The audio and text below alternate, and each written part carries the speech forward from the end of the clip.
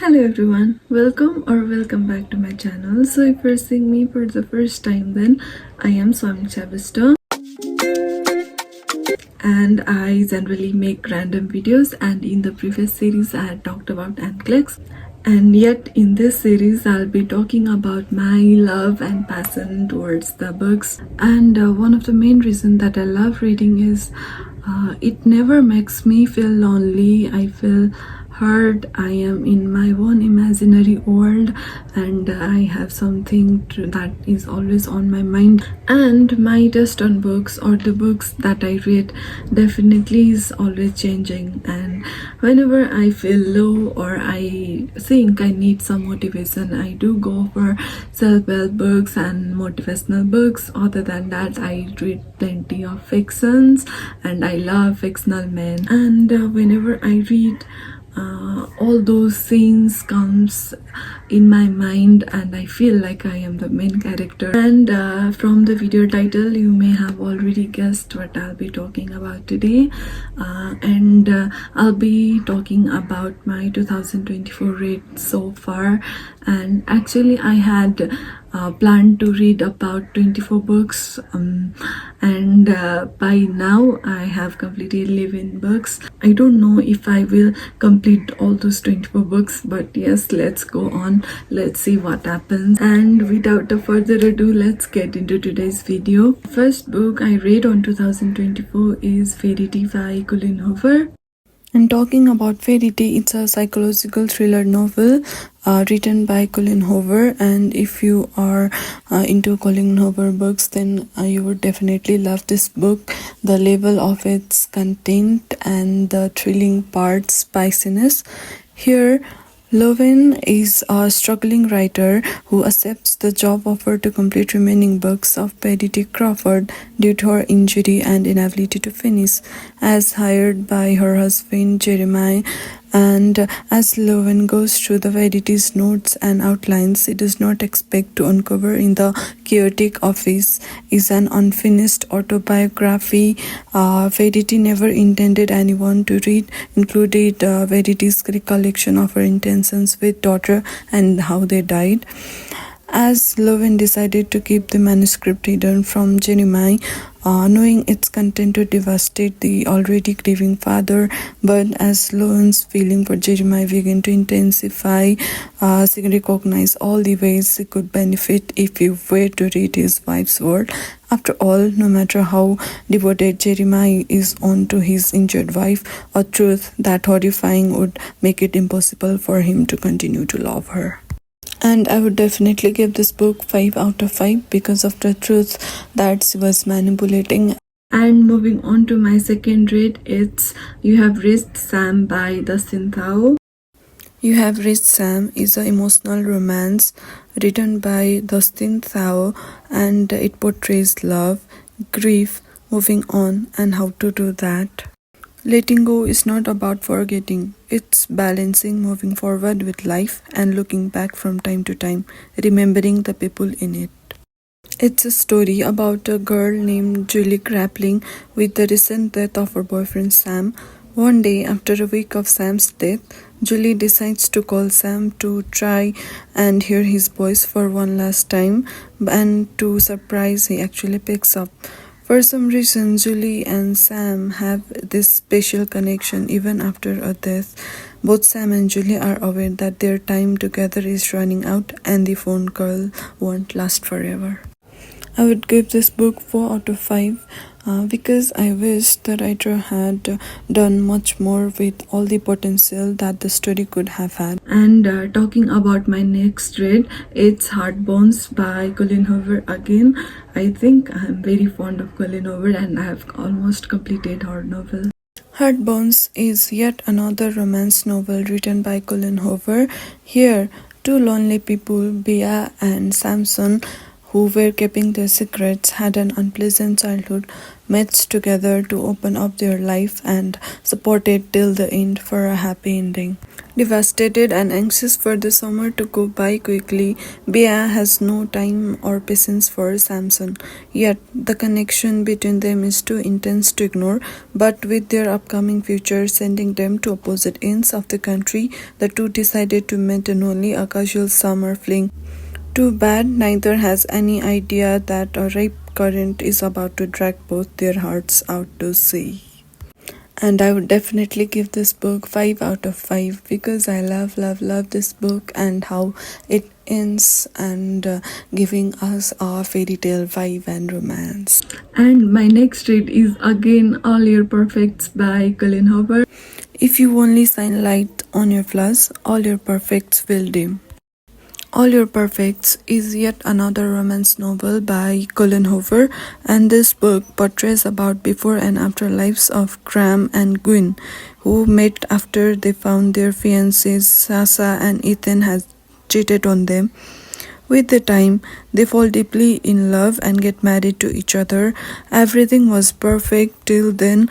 Queen finds out that she was infertile and her concept of having a baby loosened the sparkle of their relationship. Graham is constantly trying to console her that she means the most to him and believing in our perfects. This is a heartbreaking page turner that asks, can a resounding love with a perfect beginning survive a lifetime between two imperfect people? I would give this book 4.5 on 5. And another book that I read was Nepali fiction called Aitan by Vivek Oza. Aitan is a Nepali fiction written by Vivek Oza. It takes us on a journey through the lives of ordinary people caught in extraordinary circumstances. Amidst the chaos of war, relationships are tested, bonds are broken, and hope flickers like a fragile flame. The narrative weaves together the struggle of individuals who grapples with loss, displacement, and the harsh reality of conflict. And I would give this book 4 out of 5 because the characters were quite confusing and the plots were also not much revealing. And my next 2024 read is Norwegian Wood by Haruki Murakami. It was my first Murakami read and I really loved it.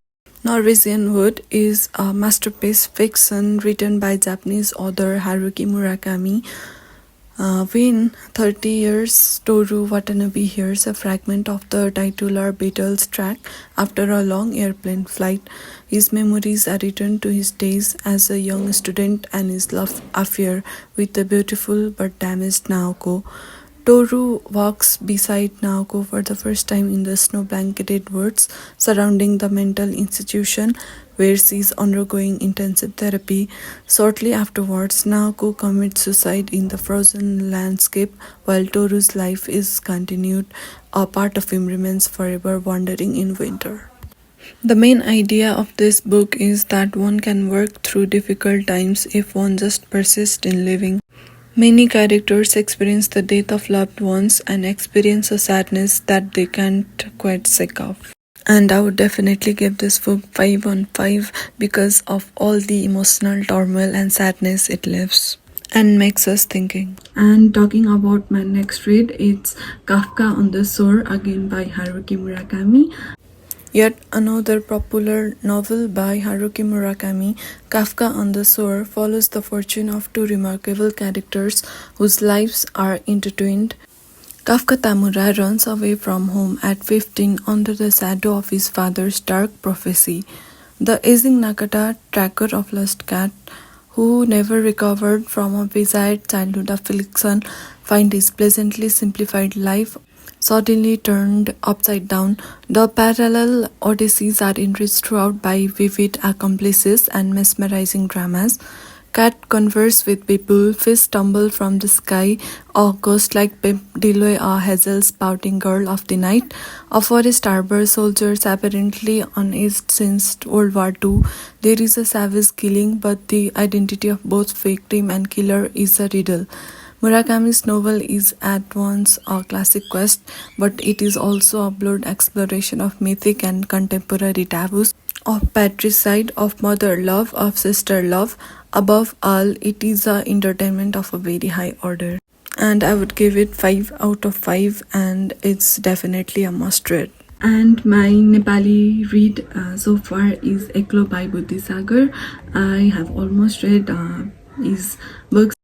Eklo is a Nepali fiction written by famous novelist Buddhisagar, and it shows the struggle of woman struggling alone, how loneliness is different towards age, wealth, poverty, caste, and gender, and so on.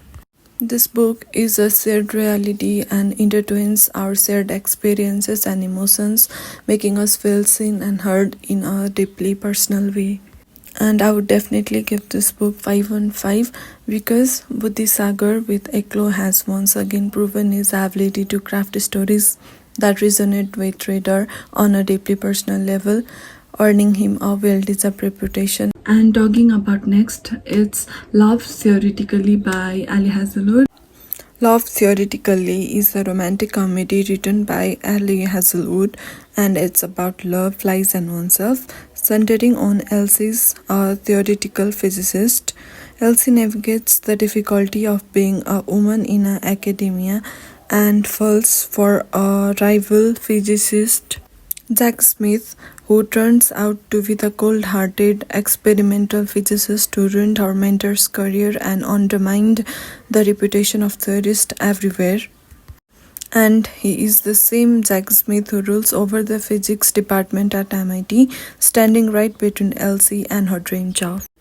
Well, falling into an experimentalist orbit finally tempts her to put her most guarded theories on love into practice. And I'd give this book 4 on 5 because it kinda resembles with one of the previous story. And my next read is The Seven Husbands of Evelyn Hugo by Taylor Jenkins Reid. The Seven Husbands of Evelyn Hugo is a historical fiction and drama written by Taylor Jenkins Reid. Aging and reclusive Hollywood movie icon Evelyn Hugo is finally ready to tell the truth about her glamorous and scandalous life. But when she chooses unknown magazine reporter Monique Grant for the job, no one in the journalism community is more astounded than Monique herself. Summoned to Evelyn's Upper East apartment, Monique listens as Evelyn unfurls her story from making her way to Los Angeles in the 1950s to her decision to leave show business in the late 80s, and of course the seven husbands along the way. This is a fascinating journey through the splendor of old Hollywood into harsh realities of the present day as two women struggle with what it means and what it takes to face the truth. And I would definitely give this book 5 on 5 because of its content. I recently completed reading The Spanish Love Deception by Elena Armas, and I also love this book since it's romantic. The Spanish Love Deception is a rom-com written by Elena Armas. Is about a young woman who agrees to fake date a colleague and bring him to her sister's wedding. Catalina Martin desperately needs a date to her sister's wedding, especially since her little while lie about her American boyfriend has spiraled out of control. Now everyone she knows, including her ex and his fiancé, will be there and eager to meet him. She has only 4 weeks to find someone willing to cross the Atlantic and aid in her deception. Enter Aaron Blackwood, her tall, handsome, condensing colleague who surprisingly offered to step in. The traitor refused. Never has there been a chance more aggravating, blood-boiling, and insufferable man. Thus, beginning of Fox romance that eventually blossoms. And giving this book 4.5 on 5. That's all for today's book series. Make sure to like, comment, share and subscribe, and I hope you like this video. Till then, I'll be back with another video sooner. Stay happy, stay healthy and keep reading. Bye bye.